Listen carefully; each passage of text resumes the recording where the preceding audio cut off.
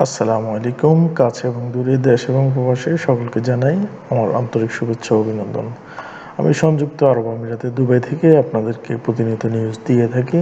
আপনারা যারা আমার নিউজের অপেক্ষায় আছেন তাদের জন্য আজকের এই ভিডিওটি। বর্তমানে সংযুক্ত আরব আমিরাতের প্রবাসী যারা আছেন তারা অত্যন্ত শঙ্কিত, আতঙ্কিত এবং কি খুব ভয়ে আছেন যে বর্তমান ইরান এবং ইসরায়েলের যে বর্তমান পরিস্থিতি সেটার প্রেক্ষিতে অনেক রকম ভয়, অনেক রকম আতঙ্ক কাজ করতেছে।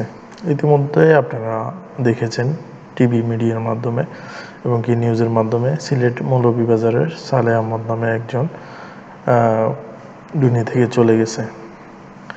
এই যে বিষয়গুলো সবগুলো নিয়ে আজকের ভিডিওটিতে থাকছে গুরুত্বপূর্ণ আলোচনা এবং কি ইউএ সরকার থেকে প্রবাসীদের জন্য সতর্কবার্তা।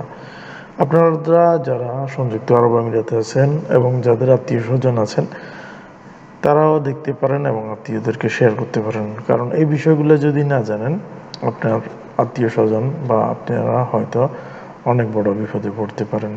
তো চলুন কথা না বেরিয়ে মূল আলোচনা আজকে চলে যাই। তো যে বিষয়টি আপনাদেরকে বলার জন্য আজকের ভিডিওটি করা সেটি হচ্ছে, আপনারা যারা সংযুক্ত আরব আমিরাতে আছেন এবং কি জবেল আলী এবং দুবাইয়ের মেন পয়েন্টগুলোতে আছেন এবং আবুধাবিতে আছেন, নির্দিষ্ট এরিয়াতে যে সতর্কতামূলক আপনার ইউএ সরকার আইন চালু করেছে, নিয়ম চালু করেছে, সেগুলো অবশ্যই মানবেন। বিনা কারণে বাসার বাইরে যাবেন না, অবশ্যই বাসাতে থাকবেন, ঘরে থাকবেন, বাইরে বিনা কারণে না যাওয়াই উত্তম।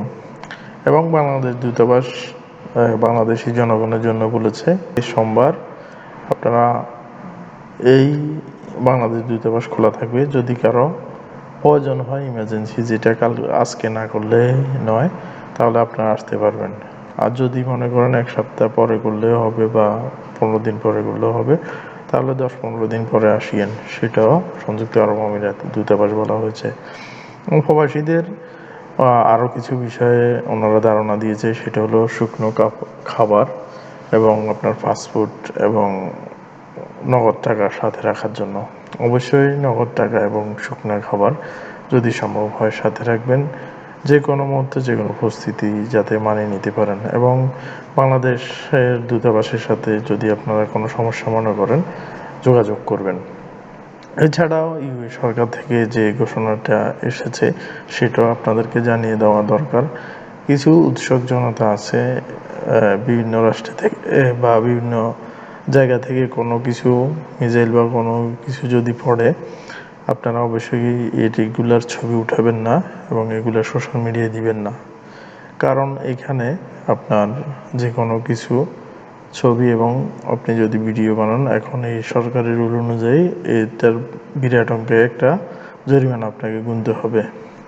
তো অবশ্যই জেনে বুঝে নিজেকে সতর্কতা রাখবেন এবং কি সবাই সবার জন্য দোয়া করবেন, নিজে সাবধানে থাকবেন এবং অন্যদেরকে সাবধানে রাখার জন্য বলবেন।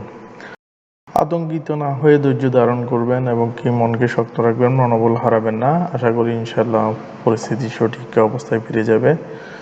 আজকের এই ভিডিওটিতে আপনাদেরকে মূলত আমি আশ্বস্ত করতে চাইছিলাম যে বর্তমান পরিস্থিতি কিভাবে নিজেদেরকে কাটিয়ে উঠবেন, এবং আমার স্ক্রিনে দেওয়া যে নাম্বারটি বাংলাদেশ দূতাবাস থেকে আপনাদেরকে দেওয়ার, সেই নাম্বারটি আমি দিয়ে দিব। আশা করি এই নাম্বারটি আপনার সংগ্রহের ভিতর রাখবেন। তো সবাই ভালো থাকবেন, সুস্থ থাকবেন। পরবর্তী ভিডিওতে আবারও দেখা হচ্ছে। আজকের ভিডিওটি এই পর্যন্তই। সবাই ভালো থাকা এবং সুস্বাস্থ্য কামনা করে আজকের ভিডিওটি এখানে শেষ করছি।